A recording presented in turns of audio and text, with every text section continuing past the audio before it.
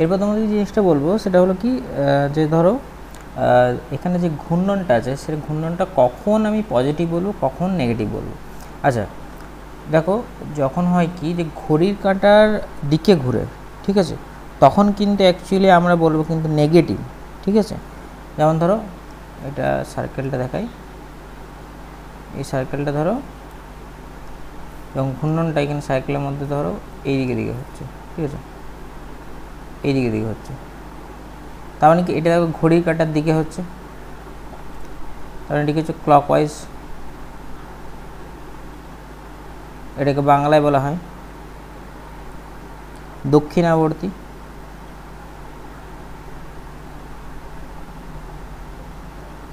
ঠিক আছে, আর যেটা উল্টো দিকে ঘুরে, ঠিক আছে, উল্টো দিকে মানে হচ্ছে যে এদিকে ঘুরে,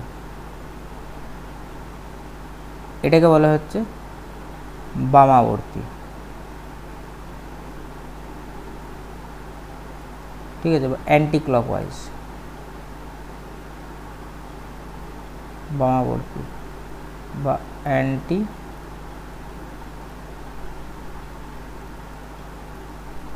ঠিক আছে, অ্যান্টি ক্লকওয়াইজ। এর ব্যাপারটা হলো কি, যখন অ্যান্টি ক্লকওয়াইজ হবে তখন কিন্তু অ্যান্টি ক্লকওয়াইজ হলে কিন্তু আমরা পজিটিভ ধরবো, অ্যান্টি ক্লকওয়াইজে কিন্তু প্লাস বলবো। আর যেটা হচ্ছে কি যখন তোমাদের ঘড়ির দিকে যাবে তখন সে ঘূর্ণনটা হবে কি, এই ঘূর্ণনে যে আমি যে থিটাটা ক্যালকুলেট করব সেটা হবে নেগেটিভ। ঠিক আছে, নেগেটিভ বলা হবে, যে অ্যাঙ্গেলটা মাপা হবে সেই অ্যাঙ্গেলটা থিটাটা, তখন সেক্ষেত্রে কী হবে, ক্লকওয়াইজ হলে কী হবে নেগেটিভ, আর অ্যান্টি ক্লকওয়াইজ হলে পজিটিভ হবে। ঠিক আছে, এবার দেখো কৌণিক সরণের ব্যাপারটা আসে। কৌণিক সরণ জিনিসটা কি? আচ্ছা তোমরা একটা জিনিস করেছিলে, যেটা হচ্ছে কি কোণ সমান চাপ বাই ব্যাসার্ধ, এটা তোমরা করেছিলে, এটা দেখে নিয়ে আসবো। আচ্ছা এখানে দেখো তোমরা করেছিলে কোণ সমান চাপ বাই ব্যাসার্ধ, কোণ সমান করেছিলে চাপ বাই ব্যাসার্ধ, এটা তোমরা আগে করেছিল। এবার ধরো আমি একটা জিনিস দেখাচ্ছি, আগে লিখে দিই। ধরো কৌণিক সরণের ব্যাপারটা কি, কৌণিক সরণ দেখো এটা থেকে ওপরে কোণ সমান চাপ বাই ব্যাসার্ধ থেকে নিয়ে আসবো। ধরো এখানে সেন্টারটা আছে, সেন্টার থেকে ধরো একটা বস্তু ফার্স্টে সেন্টার, এটা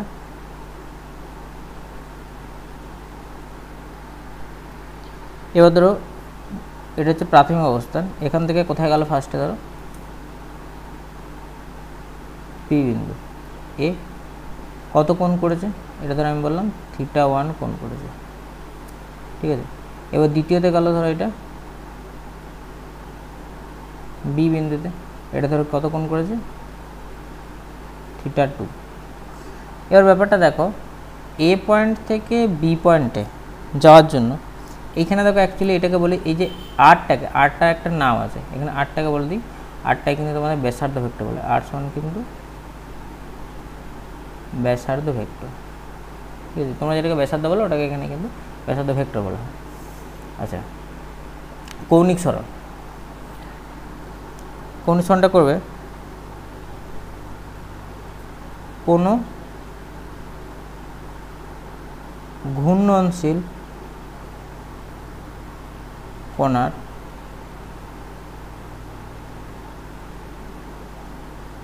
প্রাথমিক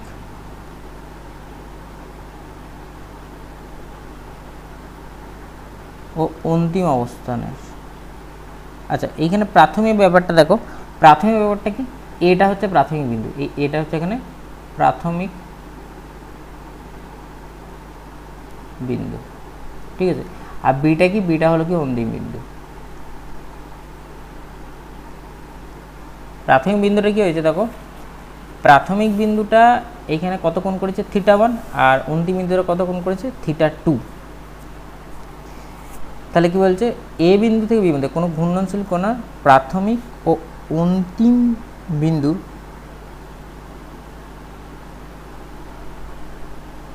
বা অন্তিম অবস্থান করতে পারো।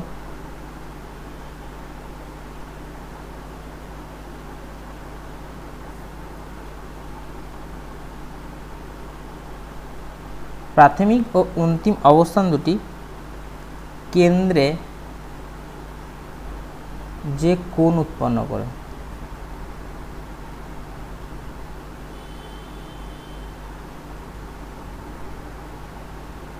তাকে কোণাটির কৌণিক সরণ বলে।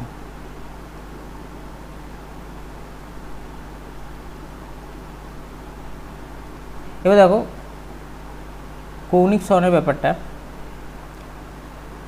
এ বিন্দুর অবস্থান কি, এ বিন্দুর অবস্থান ধরো, তাহলে আমার এ বিন্দু থেকে বি বিন্দুতে, এ বিন্দু আর বি বিন্দু মধ্যবর্তী যে অ্যাঙ্গেলটা হবে সেটা কি হবে, অ্যাকচুয়াল সরণ। মানে কি এ বিন্দুর নিজে অবস্থান হচ্ছে θ1 মাইনাস, আচ্ছা কোনটা বড় হচ্ছে, θ2টা বড় হচ্ছে, তাহলে θ2 মাইনাস θ1, আমি এটাকে যদি থিটা ধরি তাহলে থিটা হচ্ছে কি কৌণিক সরণ। ঠিক আছে, এবার ধরো কৌণিক সরণের একক কী হবে, এর একক এসআই একক যদি বলতে পারো, রেডিয়ান। ঠিক আছে, থিটার যা একক মানে কোণ সমান অ্যাকচুয়ালি কি এর একক কী হবে, রেডিয়ান। অ্যাকচুয়ালি কি রেডি, শর্টে কী বলা হতো, র্যাড বলা হয়, র্যাড। ঠিক আছে, শর্ট ফর্মে কি থাকে, এটা শর্ট ফর্মে কিন্তু এটাকে র্যাড বলা হয়, র্যাড। ঠিক আছে, র্যাড বাস সেকেন্ড এরকম। আর এছাড়া তোমরা যদি বলি যে কোণ সমান কি, কোণ সমান নর্মালি কী হয়, চাপ বাই ব্যাসার্ধ। তাহলে একমাত্র চাপের, দেখো এখানে যদি মাত্রা বলি, মাত্রা রাশিটি কী হবে, কৌণিক সরণের মাত্রা। কোণ সমান কি চাপ বাই ব্যাসার্ধ, চাপটা কি, ধরো চাপটা কোন, এখানে দেখো দেখায়, এই দেখো পি বিন্দু, ধরো আমি এ বিন্দু বললাম, এ বিন্দু থেকে বি বিন্দু যে দূরত্বটা, এই যে দূরত্বটাকে বলা হচ্ছে এইখানে, এই যে জিনিসটাকে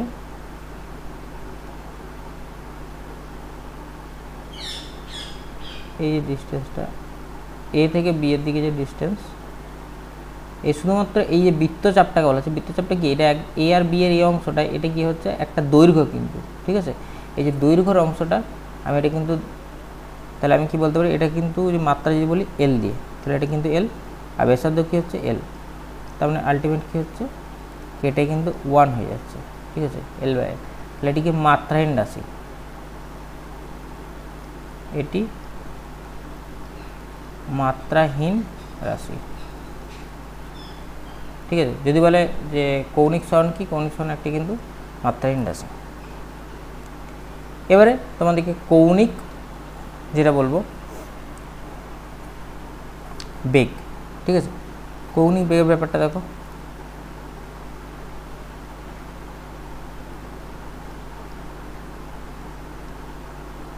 কৌণিক বেগটা কি, এটা দেখো একই রকমভাবে কিন্তু তোমাদের, আর এখানে একটা সবথেকে বড় ব্যাপার হচ্ছে কি, এখানে কিন্তু ভেক্টরের ব্যাপার কিন্তু একটা আসে। এবার ভেক্টরের যে ব্যাপারটা, এটা কোন দিকে তোমার ভেক্টরটা হবে, এগুলো কিন্তু অ্যাকচুয়ালি ডিরেকশনটা, মানে এগুলো কি অক্ষীয় ভেক্টর। আচ্ছা, আগে অক্ষীয় ব্যাপারটা একটু বলে দিই তোমাদের, কৌণিক বেগটা বলে দিই, তারপরে তোমাদের যাবো। এটা লিখবে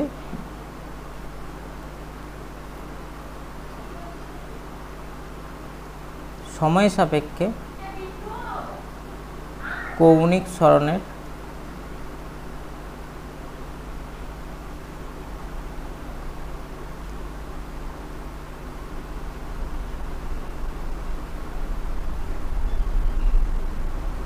মানই হলো, মানে কি তুমি যদি বলো কৌণিক সরণের হার বলতে পারো, বা সময় সাপেক্ষে কৌণিক সরণের মানই হলো কৌণিক বেগ। ঠিক আছে, এটাকে কী দিয়ে প্রকাশ করা হয়, দেখো এইখানে হচ্ছে কৌণিক বেগটাকে অনেক সময় কিন্তু ওমেগা দিয়ে প্রকাশ করা হয়, ওমেগা। ঠিক আছে, ওমেগা সমান কি, আমি এখানে বলতে পারি, দেখো ওমেগা সমান θ2 মাইনাস θ1 বাই টি। বা এটাকে তোমরা থিটা বলতে পারো, আমি আগে বললাম থিটা বাই টি। এবার যদি তাৎক্ষণিক বলো, যে তাৎক্ষণিক কৌণিক বেগ কি, তাৎক্ষণিক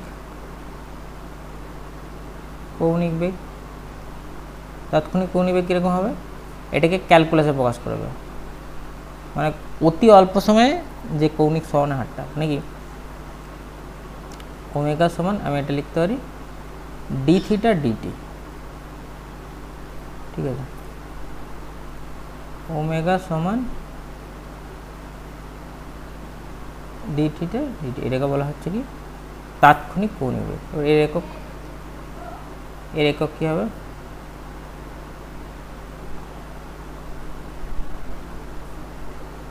দেখো এর এককটা হবে প্রথমে হচ্ছে রেডিয়ান, মানে যেটা হচ্ছে তাহলে আমি কি বলবো কৌণিক বেগ সমান কী হবে কৌণিক সরণ বাই সময়। তাহলে কৌণিক সরণ একক কি র্যাড, নিচে সেকেন্ড, তাহলে রেডিয়ান পার সেকেন্ড এরকম লিখতে পারো, এসা এককটা, ঠিক আছে। ওই যদি মাত্রা বলো, মাত্রা কী হবে, কৌণিক সরণে কিন্তু মাত্রা নাই, তাহলে শুধুমাত্র সময়ের মাত্রা, তাহলে এর ক্ষেত্রে কী হবে 1, এটা বাই নিচে হচ্ছে ক্যাপিটাল টি, তখন আমি বলতে পারি এটা টি ইনভার্স, ঠিক আছে। এবার এইখানে দেখো ভেক্টরগুলো যেগুলো হয়, সেই প্রতিটা ভেক্টর কিন্তু একটা মেরু বা অক্ষীয় ভেক্টর নামে এগুলো পরিচিত, কিন্তু ওই যে বলতে পারো যেটা হচ্ছে কৌণিক অক্ষীয় ভেক্টর বলে বলা হয়, ঠিক আছে। যেগুলো ঘূর্ণনের ভেক্টর না সেগুলো সব অক্ষীয় ভেক্টর, কারণ কি এগুলো হচ্ছে একটা অক্ষকে কেন্দ্র করে ঘুরে, ঠিক আছে, একটা অক্ষকে কেন্দ্র করে ঘুরে বলে তখন কি হয় সেটাকে অক্ষীয় ভেক্টরের দিকটা, মানে ওই যে দিকটা হয় সেটা কিন্তু নির্দেশ করা হয় তোমাদের। এবার ধরো অক্ষীয় ভেক্টর, এগুলো কিন্তু অক্ষীয় ভেক্টর, ঠিক আছে। অক্ষীয় ভেক্টরের ব্যাপারটা একটু বলে দিই, অক্ষীয় ভেক্টর একটা নির্দিষ্ট অক্ষের সাপেক্ষে ঘুরতে থাকে। এবার ধরো নির্দিষ্ট অক্ষের সাপেক্ষে কীরকমভাবে ঘুরবে, ধরো আমি 3D-তে যে ছবিটা আগে দেখালাম, এই দেখো এই ছবিটার ক্ষেত্রে যদি এরকম ছবিটা হয় একটা অক্ষের সাপেক্ষে এরকম যদি ঘুরতে থাকে, দেখো কৌণিক বেগ, কৌণিক সরণ, ঠিক আছে, কৌণিক ত্বরণের ব্যাপারটা আসবে, সেগুলো কিন্তু এগুলো কি সব অক্ষীয় ভেক্টরের অন্তর্ভুক্ত, ঠিক আছে। এটা কী জন্য হচ্ছে না, এই সমস্ত ভেক্টর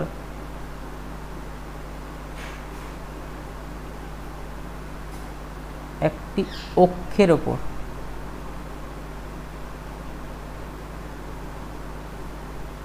বা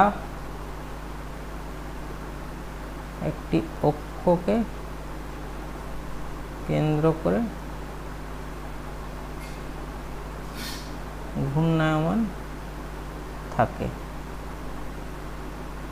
তাহলে এদের মধ্যে কারা কারা হচ্ছে, যেমন হচ্ছে বলতে পারো কৌণিক সরণ, ঠিক আছে, কৌণিক বেগ, এগুলো সব কিন্তু কৌণিক ত্বরণ, সব কৌণিকে যে যতগুলো আছে কৌণিক ত্বরণ, কৌণিকে যা থাকবে সবগুলো কিন্তু কিন্তু অক্ষীয় ভেক্টর হয়ে যাবে।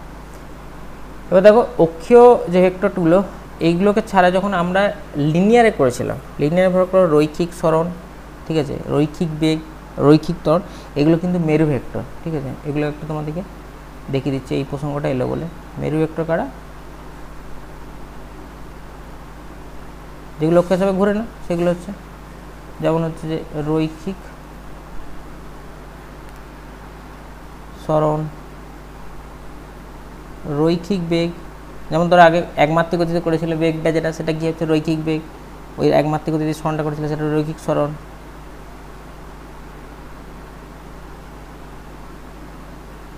রৈখিক ত্বরণ। এবার এর ঘূর্ণনের অভিমুখটা কোন দিকে হবে এটা দেখো, এটা কিন্তু বুঝতে হবে তোমাদেরকে, এটা কোন দিকে হবে, ধরো আমি তোমাদেরকে এটা দেখাই, এর যে ঘূর্ণন অভিমুখটা, ঠিক আছে, ধরো কীরকম একটা আমি ওই 3D এরকম একটা ডায়াগ্রাম প্রথমে আবার আগের মতো আঁকছি, দুটো একই রকম আঁকছি। এটা একটা করছি, এটা ধরো লাল কালার দিচ্ছি, আর একটা ধরো এটা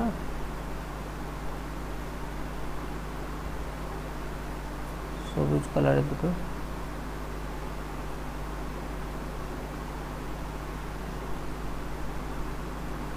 ঠিক আছে, দুটো আঁকলাম। ধরো এইটার ক্ষেত্রে হচ্ছে কি, ধরো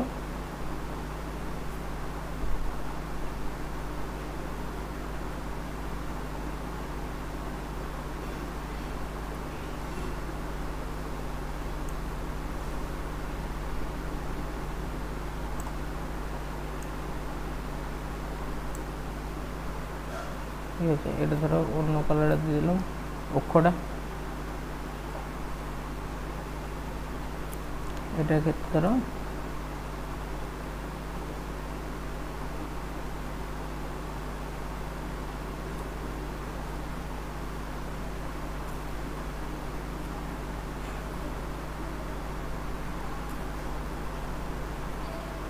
এবার দেখো কীরকম অভিমুখটা হবে, মানে ধরো এই অক্ষীয় যে ভেক্টরটা আছে তার ঘূর্ণন কোন দিকে হবে। ধরো আমি যদি একটা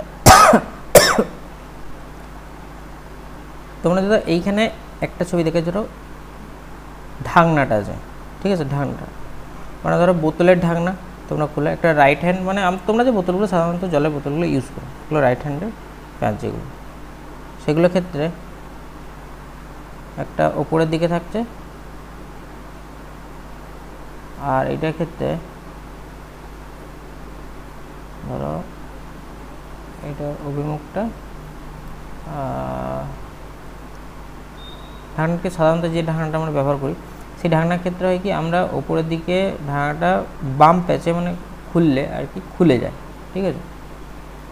মানে কীরকম, ধরো আমি যদি ঢাকনাটাকে এই সাইডে ঘুরে, ঠিক আছে, এই সাইডে ঘুরে এই সাইডে, তাহলে কী হবে, ঢাকনাটি কী হবে, ওপর দিকে উঠবে, ওপর দিকে মানে খুলে যাবে ঢাকনাটা। তার মানে কি, আমি যদি ভেক্টরটা এই দিকে ঘূর্ণন হয়, ভেক্টরটা গতির অভিমুখটা কোন দিকে হবে, ওপরের দিকে হবে, গতির অভিমুখটা কিন্তু এই দিকে হয়ে যাবে। এবার ধরো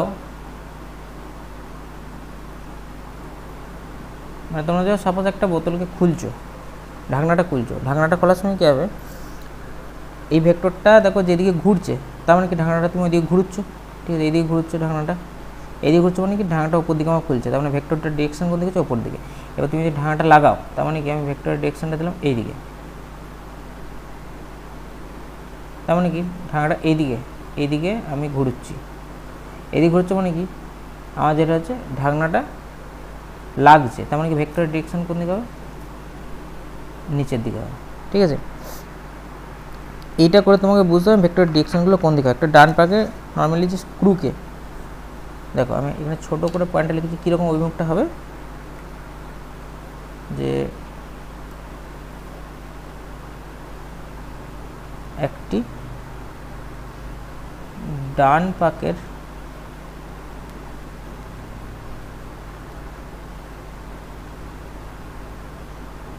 স্ক্রুকে বা স্ক্রু বলতে পারো,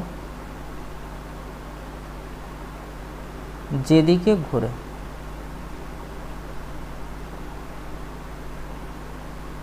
সেটি যদি ঘূর্ণনের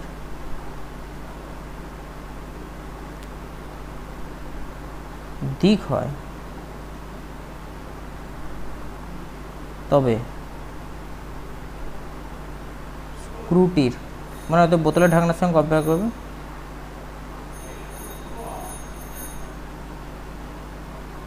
অগ্রগতির দিক হলো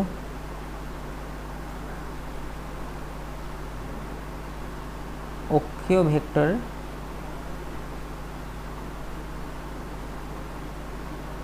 অভিমুখ, ঠিক আছে। তোমরা বোতলের ঢাকনা, নর্মালি জলের বোতল তোমরা যেটা ইউজ করো সেটা দিয়েই তোমরা বুঝে নেবে ঢাকনাটা যখন খোলার সময় মানে কোন দিকে ঘুরছে দেখে নেবে।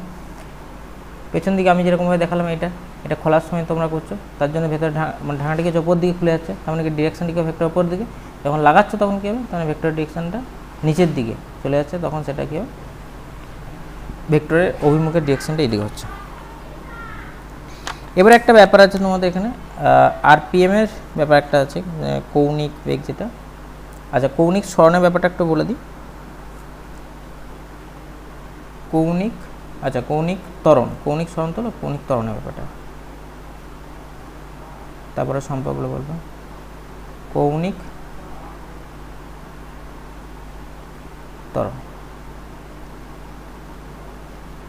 কৌণিক ত্বরণের ব্যাপারটা কি, আগের মতো দেখবে সময়ের সাপেক্ষে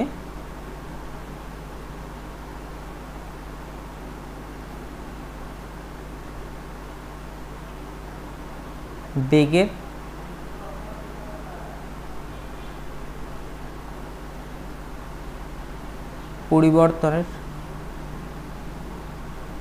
পরিবর্তনই করবে, সময়ের সাপেক্ষে বেগের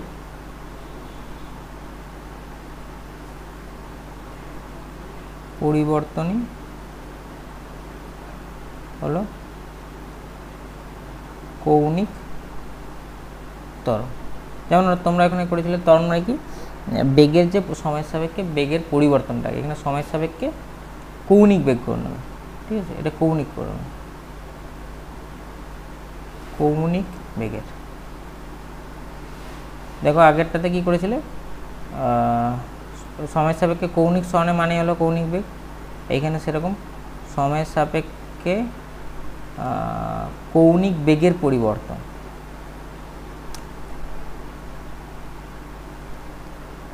কৌণিক, দেখো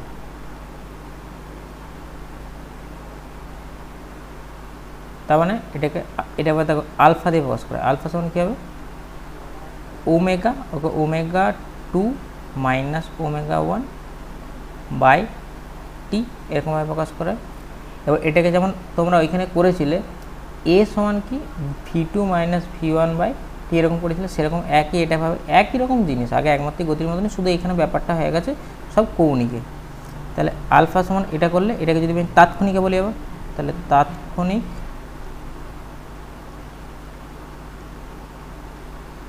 কৌণিক ত্বরণ,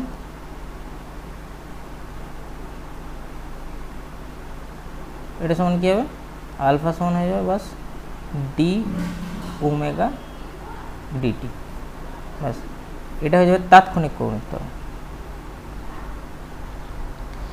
এবারে তোমাদের ওই পর্যায়কাল আছে আর কম্পাঙ্ক আছে, পর্যায়কাল আর কম্পাঙ্ক ব্যাপারটা কি,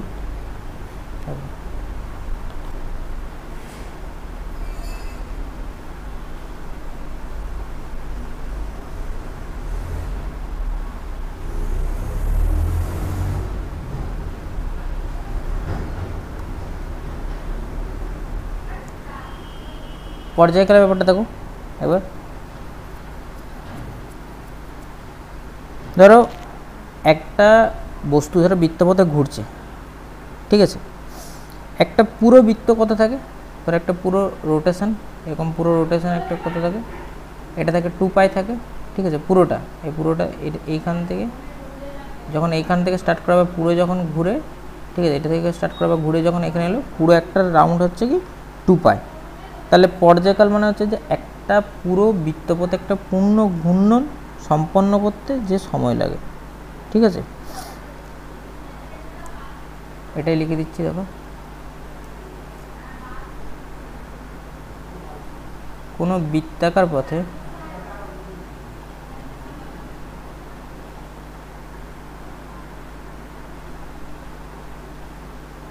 কোনো কোণার একবার পূর্ণ আবর্তন করতে যে সময় লাগে তাকে পর্যায়কাল বলে। এটাকে কী বলা হয় ওমেগা দিয়ে, এটাকেও কিন্তু দেখো পর্যায়কাল কীরকম হয় দেখো। তার মানে কি আমি ধরলাম যে 2π পথটা যাচ্ছে, ধর একটা বৃত্তপথ মানে কি 2π, তাহলে এইখানে দেখো তোমাদের পর্যায়কালের ব্যাপারটা কি, একটা পুরো যখন ঘূর্ণন কমপ্লিট হচ্ছে তখন কি হচ্ছে ওই যে সময়টা লাগছে পুরো একটা বৃত্তাকার পথে ঘূর্ণন করতে, সেটাকে কি বলবো আমি পর্যায়কাল। ধরো এটা 2π পুরোটা ঘুরছে ধরো টি সময় নিয়ে, তাহলে এটা থেকে আমি কি পাচ্ছি, একটা কৌণিক বেগ পাচ্ছি, এটাকে আমি ওমেগা দিয়ে প্রকাশ করছি। তাহলে ওমেগা সমান কি বললাম 2π/t সমান কি পাচ্ছে তাহলে 2π/ওমেগা। তাহলে এইটি হচ্ছে কি অ্যাকচুয়ালি তোমাদের পর্যায়কাল। আরেকটা আছে সেটা হচ্ছে কি কম্পাঙ্ক। কম্পাঙ্ক কি,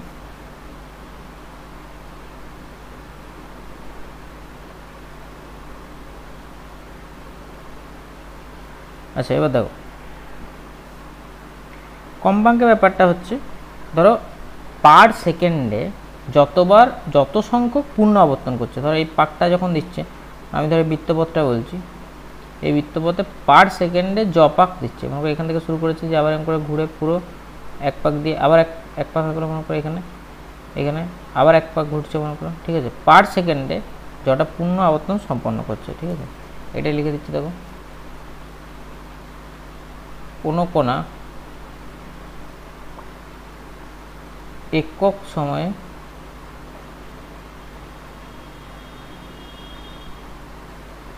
বৃত্তাকার পথে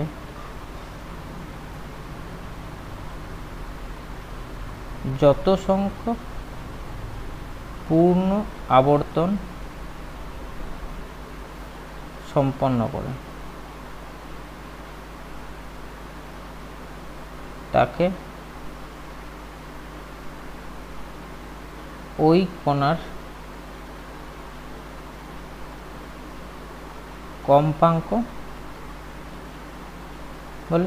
ধরো আমি বললাম কি n বার পূর্ণ আবর্তন করছে, ঠিক আছে, এরকম ধরো মানে একবার পূর্ণ আবর্তনে কত পাক মানে 2π হয়, তাহলে n বার একবার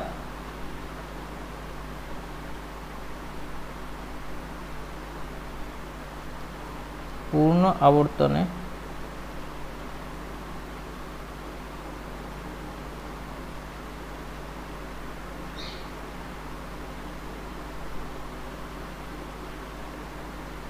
কৌণিক সরণ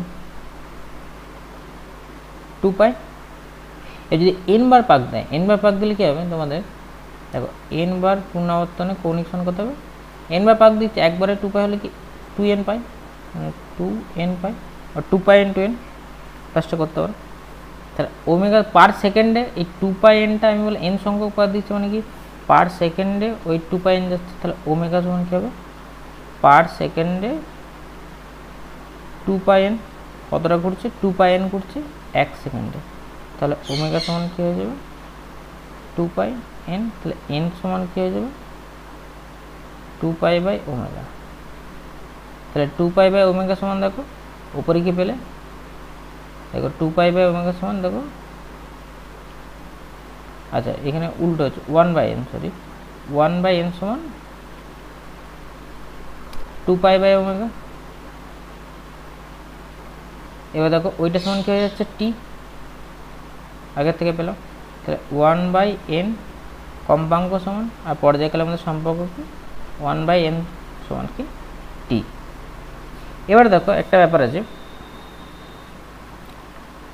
আরপিএম, আরপিএস আর আরপিএইচ এর ব্যাপারটা কি, এটা একটু আজকে এটা করেই তোমাদেরকে লাস্ট এটা করে দেবো, তারপর তোমাদের ওই এরপর নেক্সট ক্লাসে ওই কৌণিক বেগ রৈখিক বেগের মধ্যে সম্পর্ক যেগুলো থাকে সেগুলোতে পরের দিনে দেখাবো তোমাদের নেক্সট ক্লাসে। তো এখানে দেখো আরপিএম, ধরো আরপিএমটা কি, এটা পুরো নাম হচ্ছে কি রিভলিউশন বা রোটেশন বলতে পারো, রিভলিউশন পার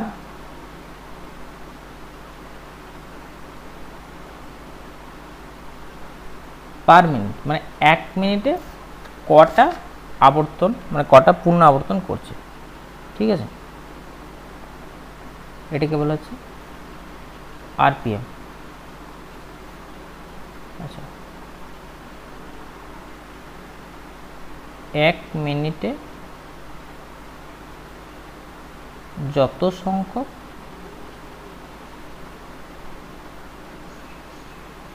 পূর্ণ আবর্তন হয় সেটা কি 1 আরপিএম।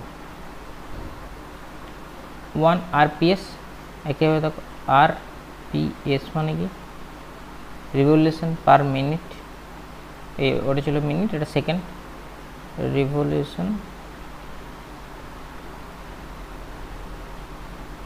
পার সেকেন্ড,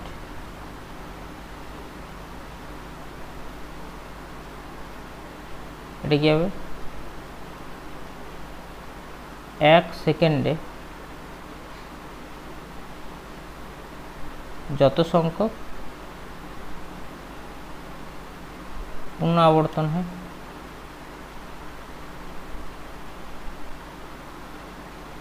এটা আবর্তন, এটা পূর্ণ আবর্তন হয়। আর আরপিএইচ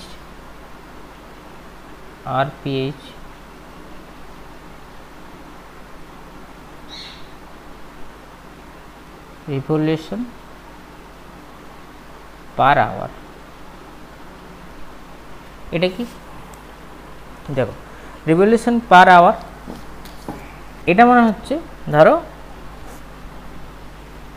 আমি বললাম কি পার ঘন্টায়, এবার হিসাবটা হচ্ছে কি পার ঘন্টায়, রিভলিউশন পার আওয়ার মানে কি 1 ঘন্টায় যত সংখ্যক পূর্ণ আবর্তন হয় সেটাকে বলা হচ্ছে 1 আরপিএইচ, ঠিক আছে। এবার ধরো কনভার্সনগুলো আমি দেখিয়ে দিচ্ছি, আরপিএম থেকে আরপিএস, বা আরপিএইচ থেকে আরপিএম, বা আরপিএইচ থেকে আরপিএস, এগুলো সব দেখিয়ে দিচ্ছি। দেখো এখানে আমি যদি বলি আরপিএম, ঠিক আছে, আরপিএম, এটা থেকে আমি কিসে কনভার্ট করবো, আরপিএস, তো এটা থেকে যখন কনভার্ট করে দেখাবো, আমাকে কি করতে হবে, 1 আরপিএস মানে কি, আর দেখো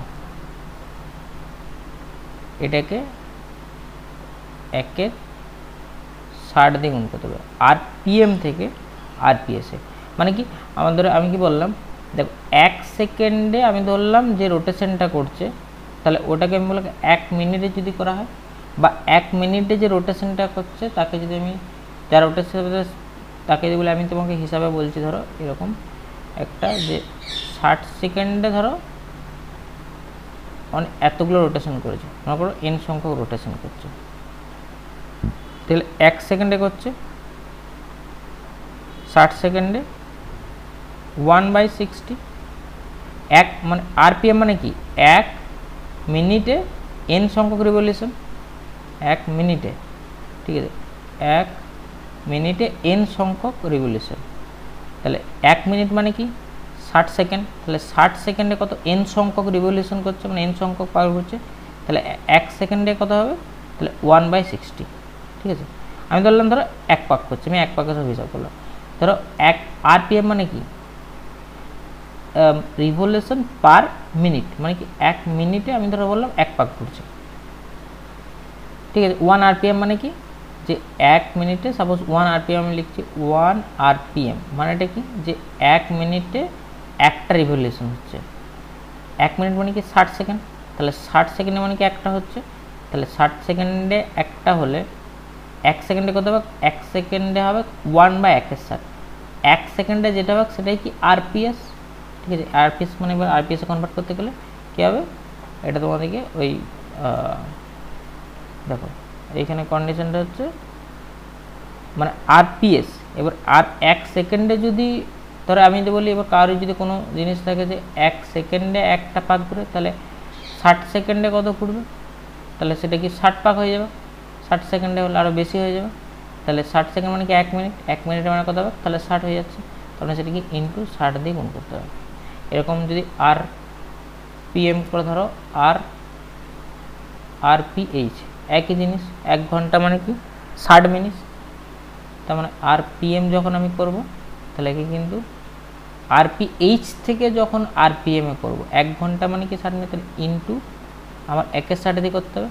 আর যখন RPM থেকে আমি যখন RPH এ করব তাহলে কিন্তু 1-এর শুধু 60 দিয়ে করতে হবে।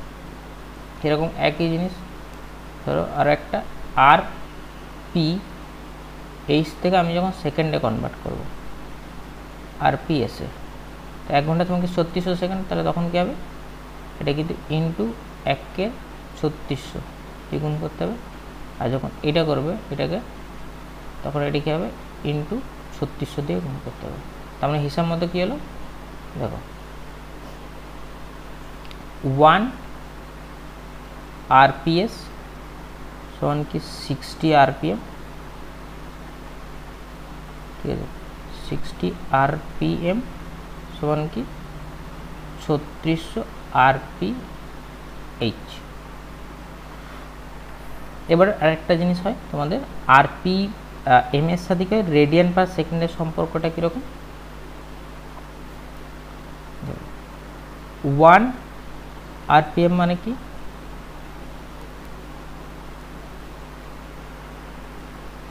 একটি আবর্তন বাই 1 মিনিট, এটা সেকেন্ড RPS নয় RPM, তাহলে 1 মিনিট, এটা সমান কী হবে, একটি পূর্ণ আবর্তনে। এটাকে আমি কি করব, এটা ধরো আমি তোমাদেরকে ফার্স্টে লিখে দিই যে এটা RPM থেকে রেডিয়ান পার সেকেন্ডে কনভার্ট হচ্ছে, তাহলে এটা কনভার্ট হলে কী হবে, একটা 1 RPS একটি আবর্তন, একটি আবর্তন মানে পূর্ণ, একটি আবর্তন মানে কি 2π, যদি আমি রেডিয়ান পার সেকেন্ডে কনভার্ট করতে যাই, আর 1 মিনিট মানে কি 60 সেকেন্ড, তাহলে কী হবে 2π/60 র্যাড পার সেকেন্ড। এবার তোমাকে যদি আমি কোশ্চেনে দিই এরকম ছোটোখাটো তোমাদেরকে যে 210 RPM সমান কি, তাহলে 210 ইন্টু 2π/60 এত র্যাড পার সেকেন্ড, মানে এটা কী করতে হবে, 210 ইন্টু 2/60 ইন্টু এখানে পায়ের কিন্তু মান 180 বসানো চলবে না, এখানে 3.14 বা 22-এর 7 তোমরা বসাতে পারো, এটা যা অ্যান্সার আসবে সেটা হবে কি এত র্যাড পার সেকেন্ড। ঠিক আছে, পায়ের মান কিন্তু এটা বসাবে, পায়ের মান কি বসাবে 22-এর 7 বা এটাকে অ্যাপ্রক্স ভ্যালুতে 3.14-এর কাছাকাছি এই মানটা বসাবে এখানে। ঠিক আছে, এরপর তোমাদেরকে আমি নেক্সট ক্লাসে ওই তাৎক্ষণিক যেটা রৈখিক বেগ বা তাৎক্ষণিক কৌণিক বেগ আর কৌণিক ত্বরণ, এগুলোর মধ্যে মানে কৌণিক বেগ, রৈখিক বেগ আর কৌণিক বেগের মধ্যে সম্পর্ক, আর রৈখিক ত্বরণ আর কৌণিক ত্বরণের মধ্যে সম্পর্কগুলো দেখাবো নেক্সট ক্লাসে।